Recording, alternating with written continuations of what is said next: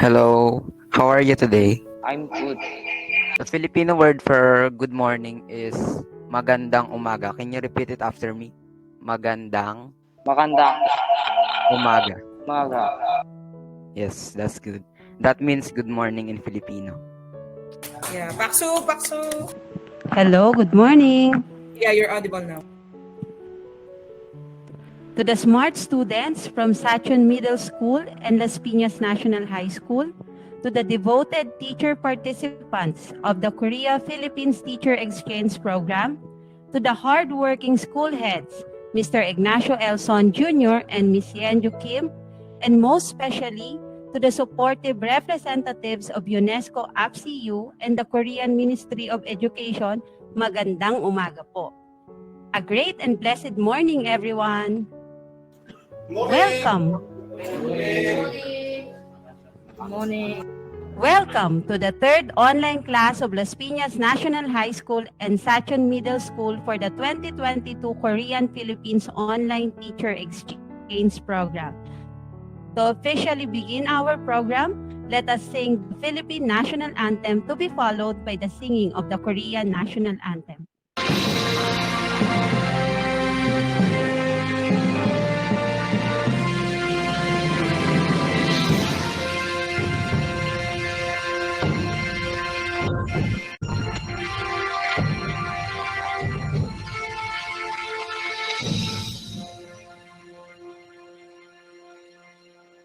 Ang pambansang awit ng Pilipinas.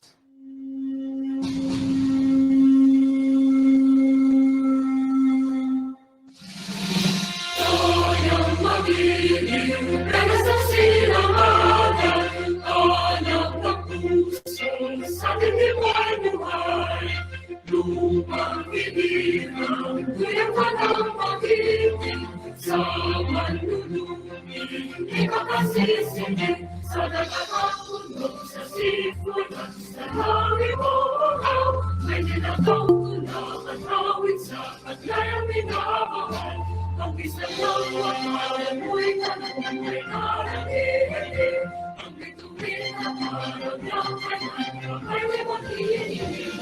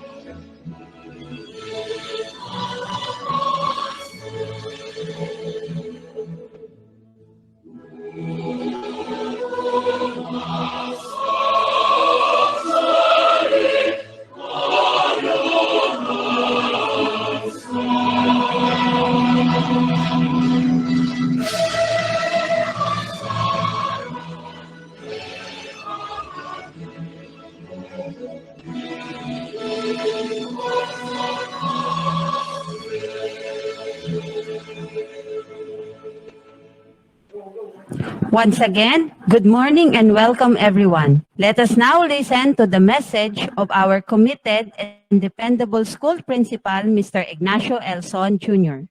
A wonderful morning to each and everyone. It is my pleasure to welcome you all to the third online class exchange facilitated by the GSED Advocates Las Piñas National High School. I am glad to recognize the presence of the official representatives of the Korean Ministry of Education. Sacheon, ICO. On behalf of Las Piñas National High School, we are truly grateful and honored to be a part of this exchange program. This program provides an excellent occasion for our learners and teachers to showcase the rich culture of the Philippines as they share it with Sacheon Middle School through the different lessons that they prepared.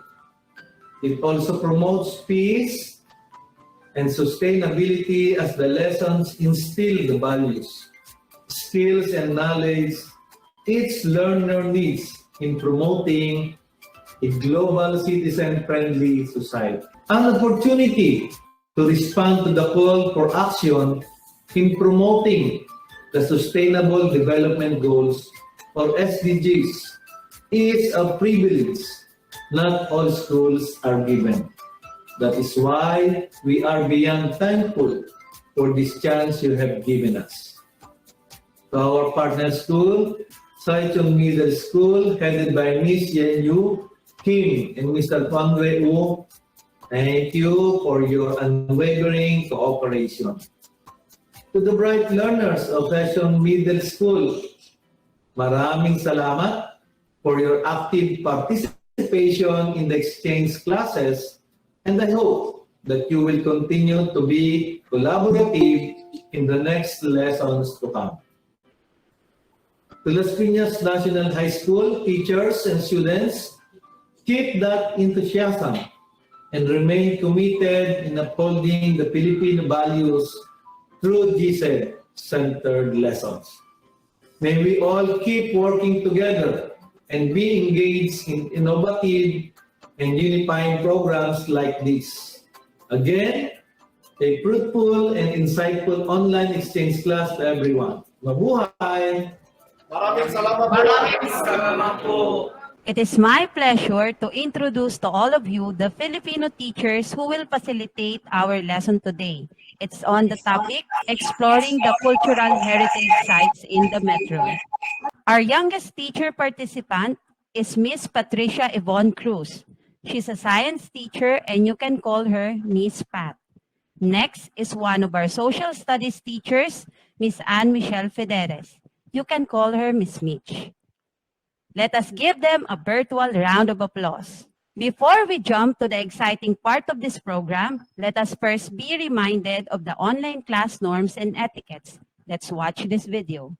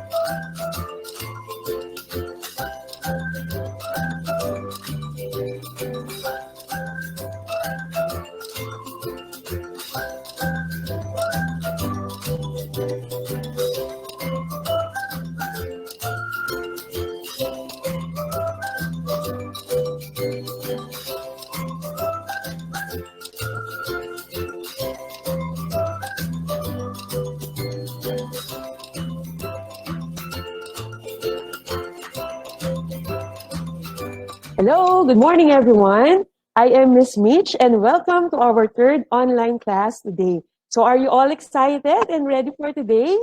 I hope so. Okay, so today, me and my partner teacher, Miss Pat. Miss Pat, say hello. Hello, everyone.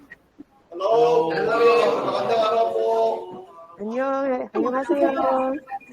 Hello everyone. So again, Miss Pat and I will discuss to you about the cultural heritage. So in this lesson, we will explore the different cultural heritage in the Philippines and of course in your country, South Korea. And we hope that you will learn a lot and have fun while having this lesson.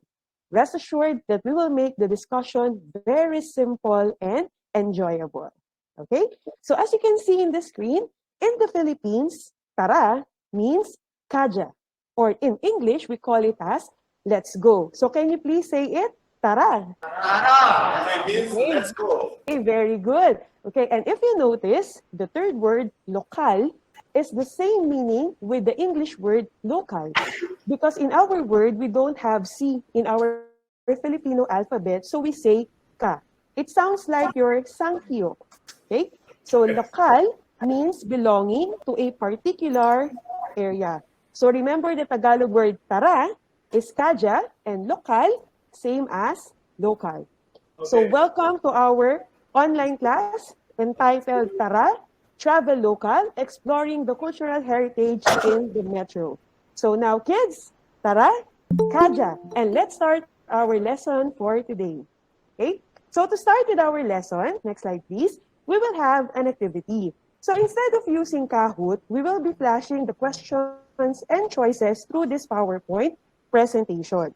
So in this PowerPoint presentation or in this quiz, you will identify the cultural heritage in South Korea. Again, you will identify the cultural heritage in South Korea. So to answer, you may click on the raise hand button, okay? Or you may write your answers using the chat box, okay? So again, raise your hand if you want to answer the raise hand button in the Google Meet, or you write your answers in the chat box. Okay, are we all clear? Okay, thank you guys. Okay, so to start, may I call in Miss Irish to read the questions and choices. Okay, I will read it and then you may choose among the option. Okay. This cultural site is the oldest and most authentic of the Confucian royal shrines in South Korea. Again, this cultural site is the oldest and most authentic of the Confucian royal shrines in South Korea. Is it Baekje historic areas, Confucian academies, historic village of South Korea, or Jongmyo Shrine? Anyone? There's a lot of hands from the Philippines. How about our Korean students? There's a picture here. Okay, so let's start. Jongwon Kim. Jongwon Kim. Jongmyo. Okay, so now let's check if his answer is correct, Sir Amir. No. Yeah, correct. Paksu. Okay. This unique fortress is situated on Namhan San or Namhan Mountain and was designed as an emergency capital for Joseon Dynasty. Again, this unique fortress is situated on Namhan San or Namhan Mountain and was designed as an emergency capital for the Joseon Dynasty. Is it Baekje historic areas, Confucian academies, Jongmyo Shrine, or Namhan Sangsong Fortress? Anyone? Okay, any volunteer? So I think Answer the question. any volunteer aside from Jongwon? Okay, let's have a Filipino students. Let's have Chloe Allison. Um, this is Namhan Sansong Fortress po. Okay, let's check if Allison is correct. Okay, I just Okay, only have one question. So how does she know about the Naman Sansan? Yeah, because she's reading a lot, something new, I think. Yeah, Allison studied very well, I think, about Korean culture. And then next question. This is a vast collection of the annual records of state affairs in the Joseon Dynasty and listed as one of UNESCO's Memory of the World Registry in 1997. Again, this is a vast collection of the annual records of state affairs in the Joseon Dynasty and listed as one of UNESCO's Memory of the World Registry in 1997. Is it documents on Joseon Tongshinsa? Or is it Il Songnok daily records of the royal court and important official? Or is it Joseon Wangyo Shilok? Or Kugwe, the royal protocols of the Joseon Dynasty? So who would like to answer? I think there's someone raising in South Korea. Let's have Choi Junyong. Okay, what's the answer, Choi Junyong? Wangyo. Joseon Wangyo Shilok. Is he correct, Sir Amir? Yeah, correct. Taksu. Very good. Okay. The Austrians are very smart to know about the Korean history. Yeah. Okay, let's proceed to the next question. Last question, I think. It is a musical storytelling in South Korea performed by a vocalist and a drummer, which is characterized by expressive singing, stylized speech, and repertory of narratives and gesture. Is it Ganggang Sule, Gagok, Pansori, or Taekyon? Anyone from South Korea? I think this is popular. Yeah, I think there's a, let's have Jongwon Kim. Kim Jongwon. Pansori, let's check if that is Pansori. Yeah, very good. You did very well, Sacheon Middle School students. Very good. So now let's go back to Ma'am Mitch. This is a traditional Korean tug of war based on a game in an agricultural community as a prayer for abundant harvest. Again, this is a traditional Korean tug of war based on a game in an agricultural community as a prayer for abundant harvest. Is it Ganggang Sule, Gago, Juldagiri, or Tekyon? Anyone? Okay. Let's. In this I time, think let. In this time, I just want to ask this question to Philippine student. Okay, Philippine student. Okay, let's listen to the Philippine student. Aryam. Okay. What is the correct answer? Juldagiri. Juldagiri. Okay, let's see if that's correct. Juldagiri. Yeah, correct. Juldagiri. Okay, very good. So now let's proceed to Ma'am All Mitch. right. So very good. No, so very good Filipino and Korean students in answering the quiz. So I hope you enjoy that as we travel some of the cultural sites and cultural heritage in South Korea. I just want to ask one more question. Okay, does this kind of the traditional culture like tug of war in Philippines? Yes, sir. We also have a tug of war here in the Philippines. Usually we play it either during intramurals in school, sometimes in festivals in our different places. Yes. Right. What do you call it in Tagalog? Tug of war. We use our tug of war pa rin. Okay, tug of war. Okay. Yes. So now let's start. So at this point, we will discuss the cultural heritage. Okay, next slide, please. So cultural heritage refers to the legacy of physical artifacts and intangible attributes of society inherited from the past generation. So basically, when we say cultural heritage, these are things and traditions that were passed to us from our ancestors. Again, these are things and traditions that were passed to us from our ancestors.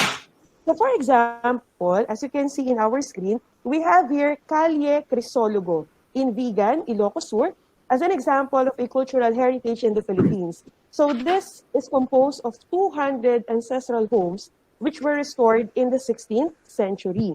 Okay, so Korean student, can you say it with me? Calle. Calle. Say that again. It's very difficult to pronounce. So one more time. Calle. Okay. Calle. Calle. Crisologo. Okay. Vigan. Tarahaseyo. Calle. Calle. Crisologo. Crisologo. Okay, so very good. So this is an example of a cultural heritage in the Philippines. Another cultural heritage that we have here is, as you can see in the screen, is the Pahiyas Festival. So Pahiyas Festival is celebrated in Lucban, Quezon. That's one of the provinces here in the Philippines, every 15th of May as a festival of thankfulness after a harvest. So the word Pahiyas means precious offering. So may I ask again the Korean student to say it with me? Tarahaseyo. Pahiyas. Pahiyas. Okay, very good. So very good, Korean students. So these are some examples of the cultural heritage that we have here in the Philippines. Now, next slide, please. Now, there are two kinds of cultural heritage. So we call it as intangible heritage and tangible heritage. Okay, next slide, please. Okay, heritage. tangible. tangible은 만질 수 있는 유형이야. 그치? 보이는 거야. intangible 보이지 않는 거야. Okay? So again, so when we talk about intangible heritage, it refers to the practices, representations, expressions, knowledge, or skills transmitted from generation to generation that provides a sense of identity and continuity. Basically, guys, when we say intangible heritage, it refers to our beliefs, our festivals, our holidays. So for example, in Korea, you celebrate Chuseok, right? Or your Yes. Thanksgiving Day. Yes. Okay. And whenever you celebrate Chuseok, you always pray to your ancestors, or we call it as chesa. Okay? In the Philippines, we almost have the same. So one of the most celebrated holiday in the country is Christmas. And I think Koreans are also celebrating Christmas, right? Okay. So during Christmas, in our country, we celebrate the 9 early morning mass, or known as Simbang Gabi, or in Filipino, or in Spanish, we call it as Misa de Gallo, because the Spaniards have a strong influence in our language. So can you say it, the 9 mass in our country? Simbang Gabi. Okay, tara sa'yo. Simbang Gabi. Gabi. Okay, very good. Ay, Paksu, ay, very good. Korean students. Okay. So another example of the intangible heritage that we have here in the Philippines. Yeah, Simbang Gabi. Okay, very good, very good. Okay. So another example of the intangible heritage in the Philippines that we have, as you can see in the screen, is the Feast of the Black Nazarene. That's on the upper part of the video, of the PowerPoint presentation. So the Feast of the Black Nazarene is a procession known as Translacion, held in Manila for the Black Nazarene, an image of Christ. So it is the anniversary of the transfer of Black Nazarene from other localities, and it is also believed to be miraculous for Filipinos because it usually granted our wishes or healing from sickness. Because Filipinos are very religious people, okay? Another example of an intangible heritage that we have is the Hud-Hud chants of the Ifugao, as you can see on the lower part of the PowerPoint. So Hud-Hud chants is chanted during 4 occasions: harvesting, weeding of rice, funeral wakes, and bone washing. Okay? Can you say it with me? Hud-Hud chants. Okay, tara ha sa'yo. Hud-Hud. Okay, very good. Okay, very good, Korean sir. So again, this is an example of intangible heritage. On the other hand, next slide please. Tangible heritage refers to the cultural heritage that people can touch and see. Examples are buildings, historical places, painting, sculpture, manuscripts, and many more. So for example, as you can see in the PowerPoint, these are some of the cultural sites in our country. And later, we will further introduce it to you. Okay? In Korea or South Korea, you also have Gyeongbok Palace and Suwon Wasong Fortress. So those are example of tangible heritage. So again, the two kinds of cultural heritage are intangible heritage and tangible heritage. 두 Okay? 개가 있다는 거야, 그지? tangible, intangible. tangible은 눈에 보였어, 그지? 여기서 유형문화재, intangible, 유형문화재. 오케이? Okay, thank you, sir. So, again, those are the two kinds of cultural heritage. Now, at this point, next slide, we will introduce to you some of the famous cultural sites in the Philippines. So, join us in our exploration of this cultural site. But before watching the video, please take note of the following questions. Okay?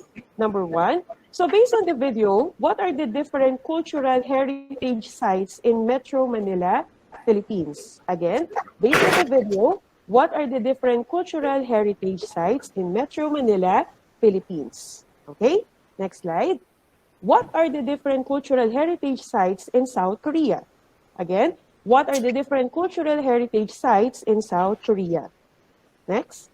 What is the importance of cultural heritage in one's own country? Again, what is the importance of cultural heritage in one's own country? And then last question, what are the different ways to preserve and protect the cultural heritage sites in our country? So how can we save our cultural heritage sites? So now, I hope that you will enjoy this video as we explore some of the cultural sites in the metro.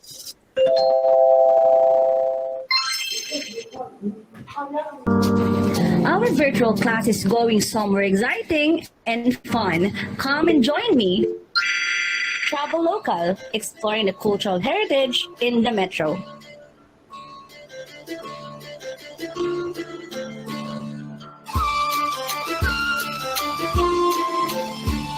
안녕하세요. I am Miss Patricia Yvonne Cruz, your teacher for today. In this lesson, you will have a unique experience and opportunity to explore the historic and cultural places in the metro. Tara na! Join me in this one-of-a-kind adventure in the metro. Mabuhay! Welcome to Manila. Our first itinerary is one of the most famous historic places in the metro, Intramuros. Intramuros is a historic walled area within the city of Manila, the capital of the Philippines. During the Spanish colonial period, this was the entire city of Manila. It was also the religious and educational center, as well as the protection of the city from danger and natural disasters, and against the attack of foreign invaders. Today, it is one of the most known cultural heritage sites in Manila, and it houses one of the enduring pieces of history, and that is Fort Santiago. Fort Santiago is a citadel built in 1571 by Governor General Miguel Lopez de Legazpi for the newly established city of Manila in the Philippines. It is one of the famous historical sites in Manila where many lives were imprisoned, including Dr. Jose Rizal, who is the national hero of the Philippines. Today, besides the memorabilia of Dr. Jose Rizal, a miniature model of the brand buildings before the bombing during World War II are also displayed.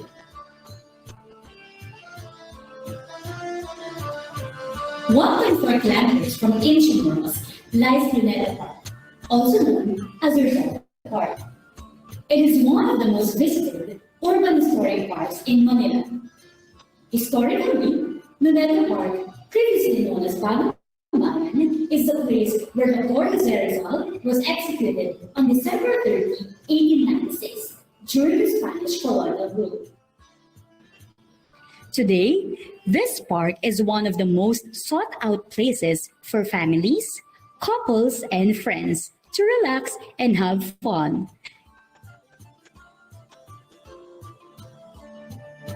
On the northeastern section of Luneta Park lies the National Museum of Natural History.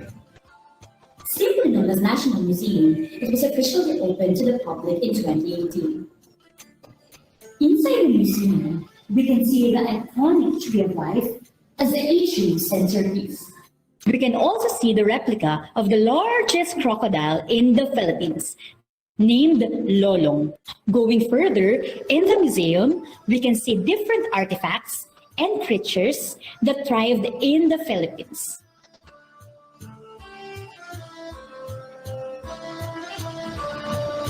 23 kilometers away from the city of Manila lies one of the southern cities in the national capital region, our city, Las Piñas City. Today, the bamboo organ is played for various events such as church mass, wedding, baptism, funeral, and other activities upon request. Every February, an international festival for the bamboo organ is enjoyed by Filipinos and foreign visitors.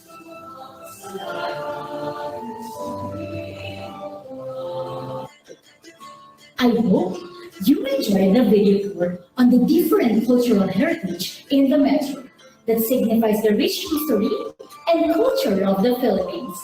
And such, there is a need to protect and conserve this cultural heritage.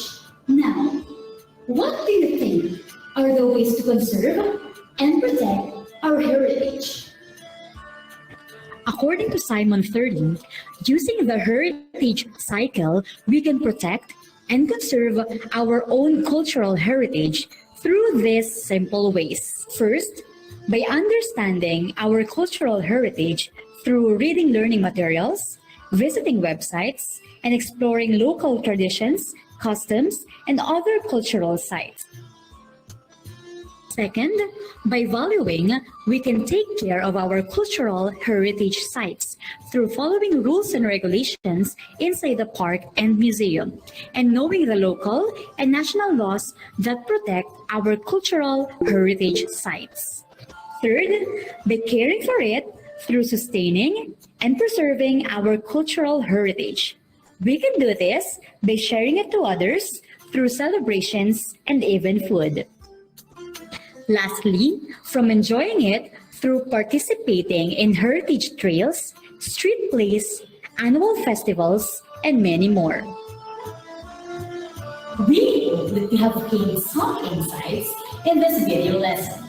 And if given a chance, may you soon visit these places too. See you in the Philippines! Annyeong!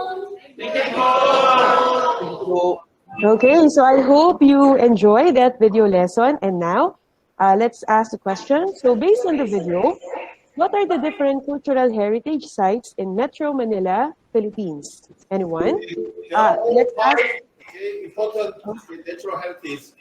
Okay, any volunteer? Okay, any volunteer? Let's have Sun Woo-jong. Okay, National Museum, he said. Okay, National Museum. Okay, so just to give a brief preview, when we talk about National Museum, this is located in the city of Manila and it houses 12 galleries that exhibit the rich biological and geological diversity of the Philippines. Okay, thank you, Sun Woo-jong. So another cultural site that we have, they ask the Filipino student now. Let's have Jiashime. Intramuros. Okay, Intramuros. Okay, so again, a brief discussion, description. So Intramuros is located in the city of Manila, also known as the Walled City, and it was built in 1571 by the Spaniards. Okay, next one. So we have National Museum in Intramuros. Next one, let's have from the Korean students, Lee Chemin. Okay, so Intramuros. Okay, so Intramuros was already discussed, but thank you. Okay, any other site that you've seen in the video lesson? Oh, he said Fort Santiago. Fort Santiago. Okay, so Fort Santiago, very good. Okay, so Fort Santiago again is located inside Intramuros, and it served as the headquarters and prison of the Filipinos, especially those who fought during the colonization era here in the Philippines. Okay, so we have 3 now, so we're already down to 2. So what are the other 2 cultural sites? Let's have Filipino student now, Kashika. Luneta Park po. Okay, very good. So Luneta Park basically is also located again in the city of Manila, and it is famously known for the place where Dr. Jose Rizal, one of our national hero, was executed during the Spanish period. So last one, we have the last cultural site. Okay, can we ask Korean student, Lee Ho-jin? This is bamboo organ. Okay, very good. Bamboo organ. So bamboo organ is located in the city of Las Pinas. Okay, and it is known for its organ pipes, and it is one of the national culture of the Philippines. So Paksu, okay, let's clap our hands for the Filipino and Korean students. Okay, next question. So what are the different cultural heritage sites in South Korea? Okay, again, what are the different cultural heritage sites in South Korea? Can you give me one? Kim, Jongwon Kim. Here are Yes, sir. places, he said, Gyeongbok Palace and Jongmyo, he said. Namdaemun Nam Namhan Fortress. Yes, the Namhan Sansong Fortress or the Namhan Fortress. Very good. Okay, another one. Kim Se-hun. One cultural site in South Korea.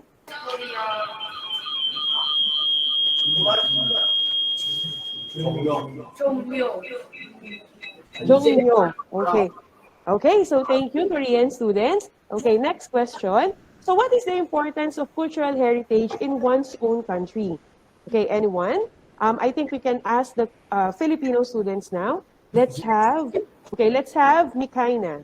Am I audible already? Yes? Okay, the cultural history we get from the past live within the present and pass on to the next generation. It's what we refer to as the heritage. It is important for us to know and for us to learn about our cultural heritage because it enables us to better comprehend earlier generations and the history of their origins, as well as to have a sense of togetherness and connection within a group. And culture and its heritage serve to define a people's national identity by reflecting and shaping values, beliefs, and aspirations. Okay, very good, Mikaina. So that's a very comprehensive answer on this question. Okay, thank you. And then, so Mikaela said, so just to reiterate, cultural heritage are important because it serves as a reminder of our history, a sense of identity, and even the heroism of our ancestors. Next question.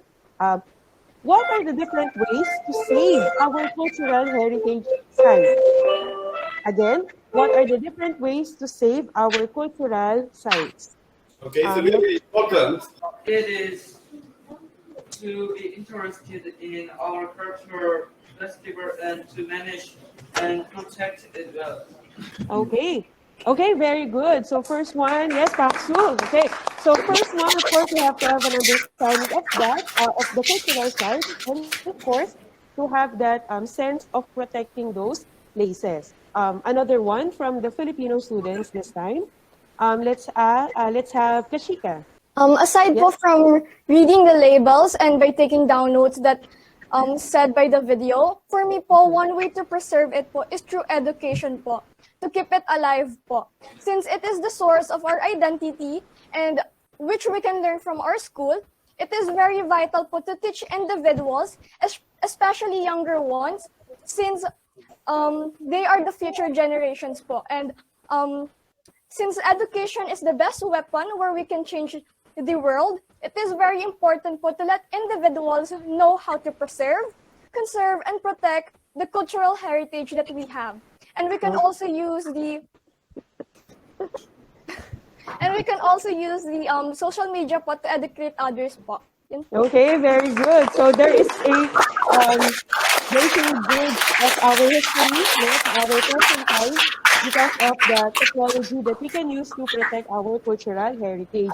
So Okay, I just to totally give an agree with you. emphasis, okay, so just to give an emphasis on how to protect it. So remember, Simon Turley gave us 4 ways to do that. So by understanding, it means to have knowledge. So the answer of one of the Korean student earlier is correct.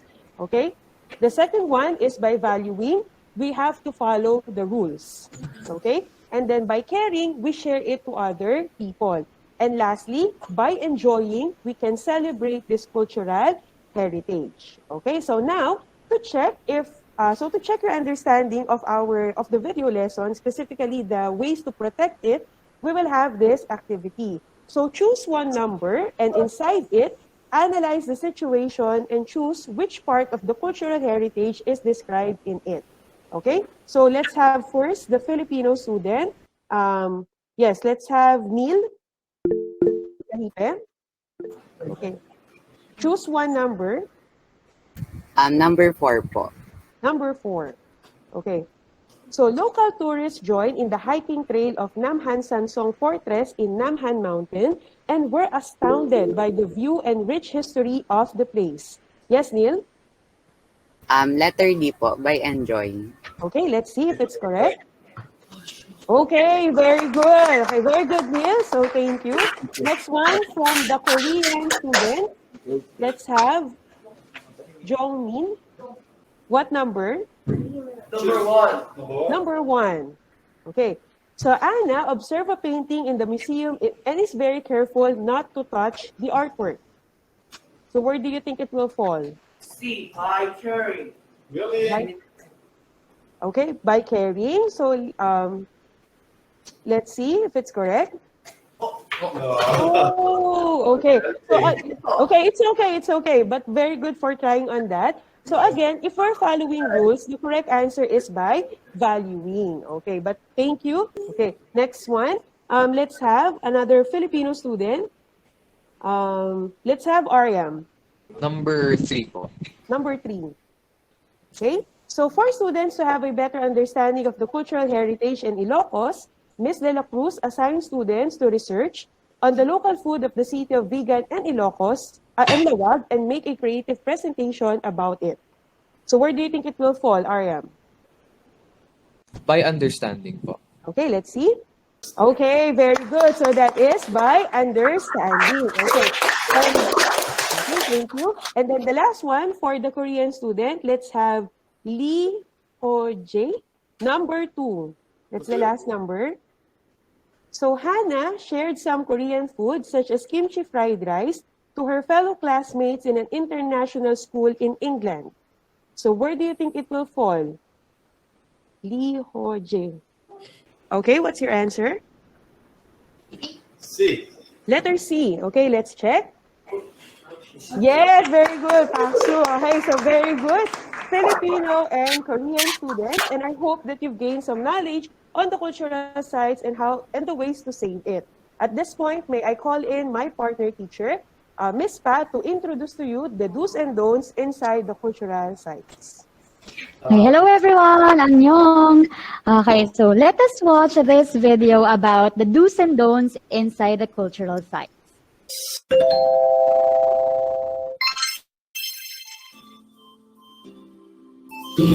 Yadala, annyeong! Once again, I am Miss Cruz, your Filipino teacher. In this lesson, you will learn the importance of following the visitor guidelines inside the cultural sites.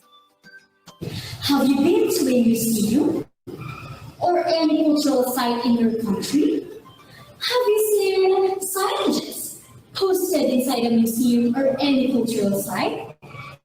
Are you familiar with the do's and don'ts inside the cultural sites? That's great! Cultural sites, like museums, are places where you can explore the past, the present, and the future. Inside the cultural site, you can find a number of general rules. Some reminders are placed near the artifacts and collections to protect them from damages. They are preserved for the future generations to enjoy. All cultural sites have their own guidelines, so before visiting one, make sure to do a little research.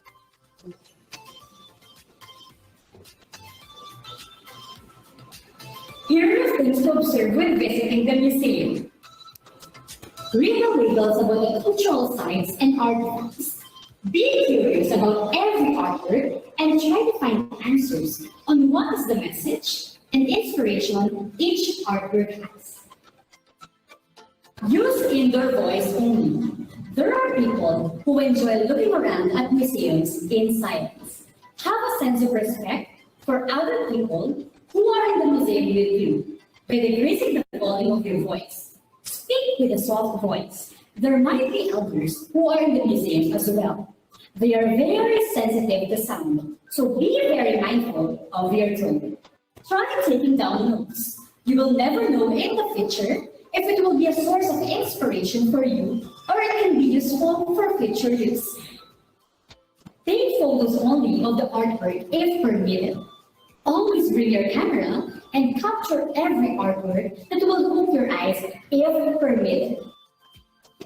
Here are the things to avoid inside the museum. No food, drink, or chewing gum allowed. It's a big no to eat nor drink inside the museum, as they may spill on the artwork or on the floor. No littering. Keep the cultural sites clean and orderly. No horsing. Avoid running, pushing each other, or doing other physical activities inside the museum. No smoking. The use of tobacco is prohibited inside the museum. But why? It's true. Did you know that smoke deposits can damage paintings and other paper artifacts? This is why smoking is not allowed inside the museums. Don't use camera flash when taking photos. The use of flash photography is not allowed. Are you wondering why? Actually, there's science behind it. Camera flash can damage the pigments in paintings. Some pigments are indeed sensitive to heat and light energy, which speeds up chemical reactions that break them down. Don't touch the artwork. In order to preserve the paintings and the other artworks, visitors are not allowed to touch them. Do you have any idea why? Well, here's the answer. Did you know that sweat and oil from your hands can damage the artwork? Remember, fingerprints are forever. Respect the artist's work and the museum curator, and keep your hands to yourself. Remember, these proper etiquettes are only intended as helpful guidelines. I hope that you will follow these visitor guidelines for you to have a meaningful experience while you are at the cultural site. 안녕!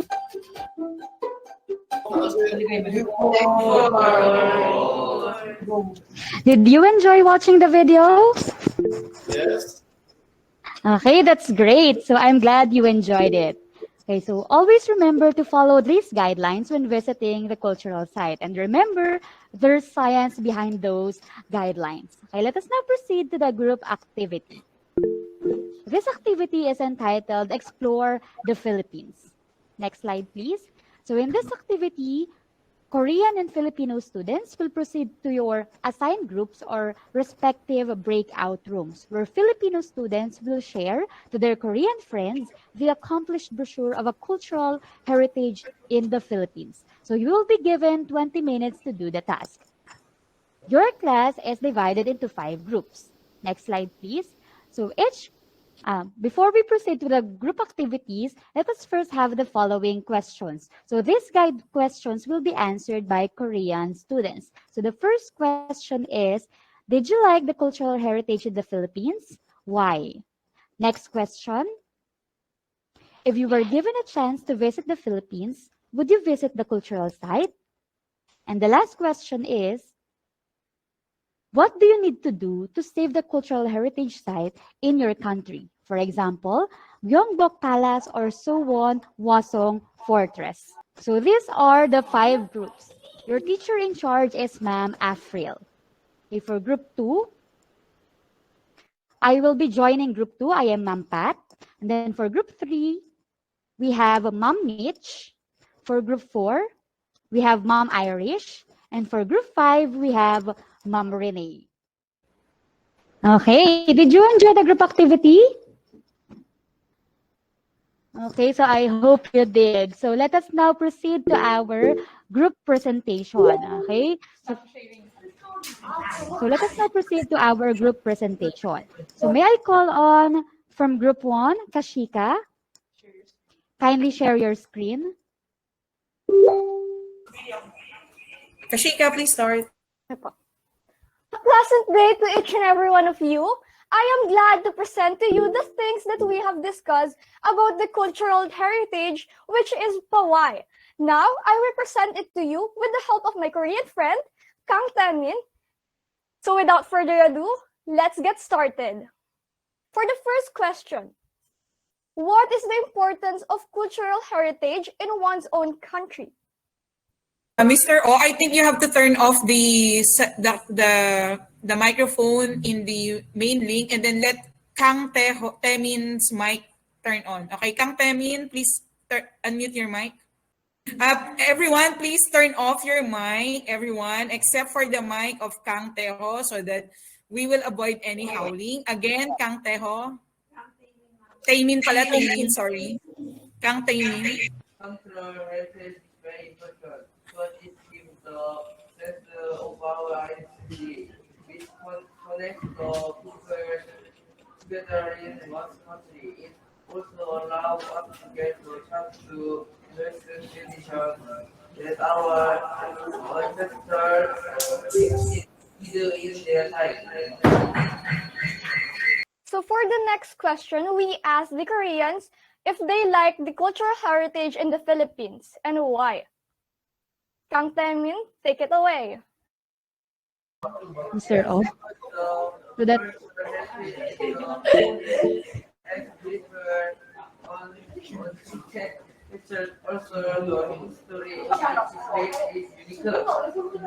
okay, that's correct.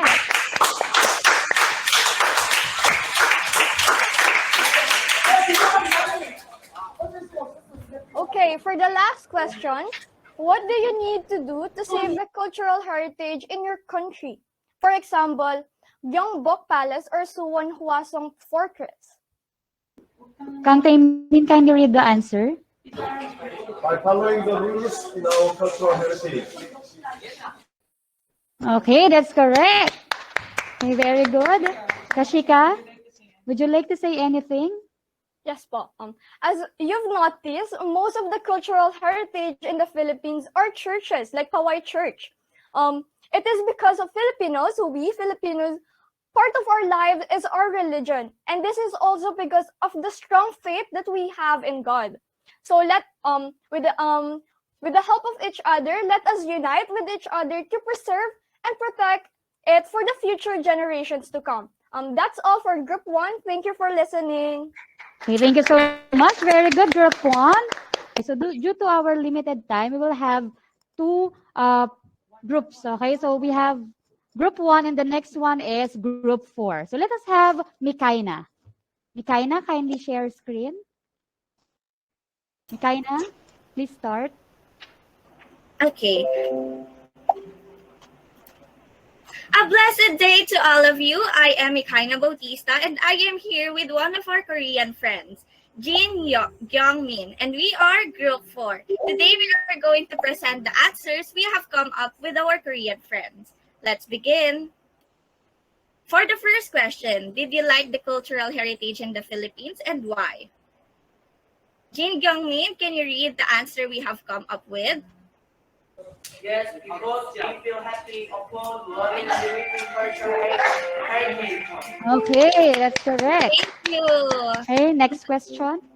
In line with this, it proves how creative Filipinos are and maintains the collection of cultural markers that distinguish Filipinos as a distinct people. Okay, for the next question.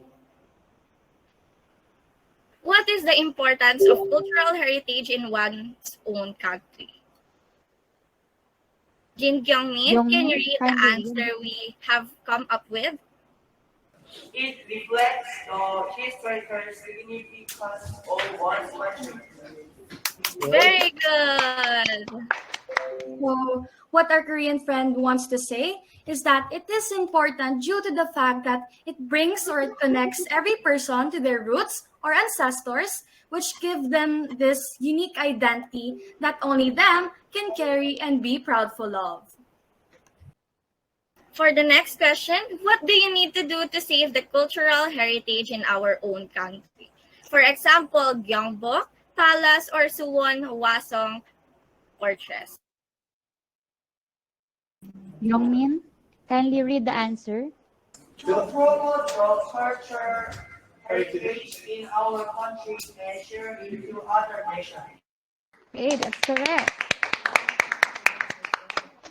Very good. So he means that preserving its structures and keeping its history alive of historical place. In that way, it will last generations and the history of that place will not be forgotten.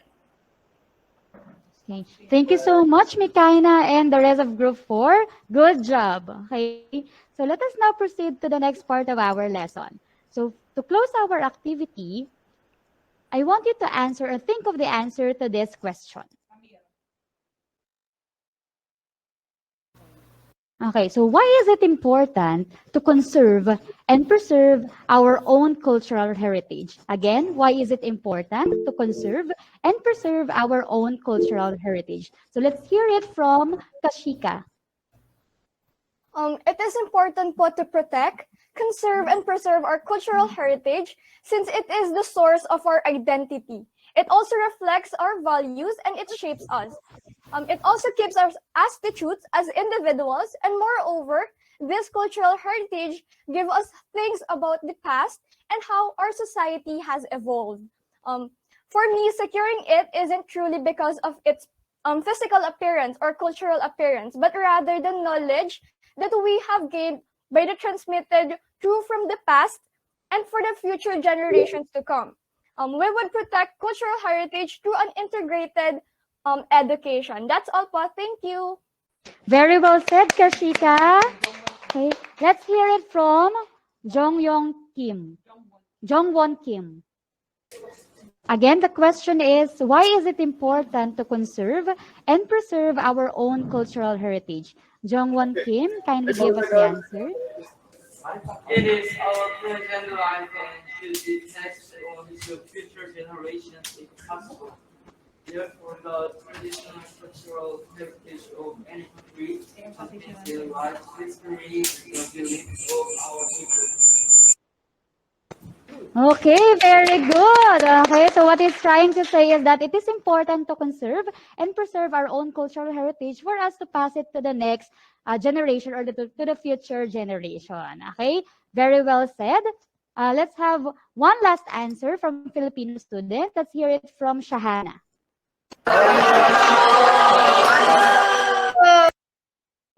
So, our morals, ideas, and goals are embodied in our culture and its history. So, they help define our nation's identity. And in order for us to maintain our sense of national identity, it is critical to preserve and conserve our cultural legacy.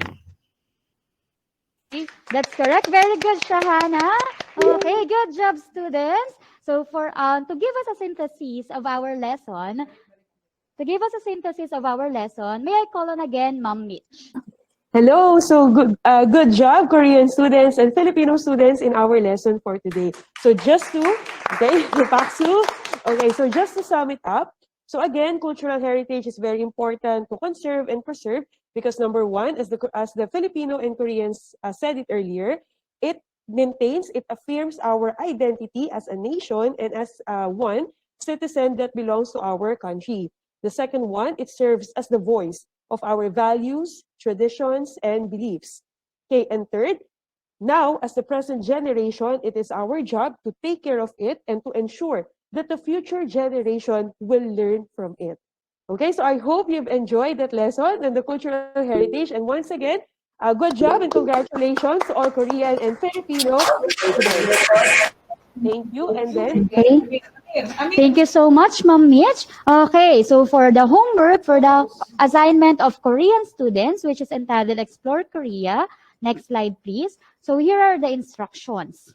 Korean students will accomplish a templated brochure or make their own brochure of one cultural site in their country. So each group should choose one different cultural site. So here are some examples of Korean heritage sites. Next slide, please. So students may print the templated brochure using the link below. Next slide, please. So in the templated brochure or in the brochure, you have to put one picture of your chosen cultural site in different angle shots. So it may be in front view, left view, right view, top view, or street view. And you may also search the images in Google and cite the references. Now, from the chosen cultural site, students will research on the following. So you have to give 3 historical significance of the cultural heritage site and 3 ways to protect, conserve, and preserve the cultural heritage site. So here is the template. Next slide, please. Okay, so this is the templated brochure. So at the upper left side of the brochure, you will put there the picture as well as the on the right side of the brochure. Now, for the left side, you will provide or you will give 3 historical significance. And then at the middle part, you will give there 3 ways to protect, conserve, and conserve our cultural site. Next slide, please. Okay, so at the middle, you have to give 1 way to protect the cultural site, 1 way to share the cultural site with other people, and 1 way to participate on the different activities inside the cultural site. Next slide, please. So this is the sample travel brochure. Okay, next slide, please. So this is the rubrics on how your brochure will be graded. So based on accuracy of content, creativity, and promptness. Next slide, please. So once the brochure is finished, you have to follow these instructions. First, save the output in JPEG or PNG format. Second, rename the file using your group name or group number, sorry. And then last, upload the finished brochure using this Google Drive link. So take note that you have to upload the finished brochure on or before October 5, 2022. And that's all for your project. Okay, maraming salamat and thank you for participating. Song name, let's have a picture taking first. Please turn on your camera. Please turn on your camera, Filipino student and Korean students. Yeah, okay, let's have a picture. Everyone, ready? Okay, ready. Hana, Dul, set. Give your big smile. Okay, one more. Heart, heart, heart, heart. Come on, everyone. Ready? Give your heart out. Okay, ready? I'm ready. Ready? Hannah, Dulcet, smile. Smile. Is it okay? Okay, thank you so much, Korean student. We really appreciate. We know that the lesson is quite difficult, but I hope that, but we are so glad because despite of its difficulty, you tried your best to really interact with your Filipino friends, and we really do appreciate it. Okay? So, thank you so much. Thank you very much for the privilege to have my students. Today's topic is very difficult, but it's very educational. So I'm really thank you to all of you in the discuss. Okay, let's meet again next day. Later. Bye bye. Bye-bye. Bye. Okay, Filipino student, you may go. Then we will just leave here. Bye. Thank you. Bye-bye. Bye-bye. Bye. Bye, guys. Bye guys.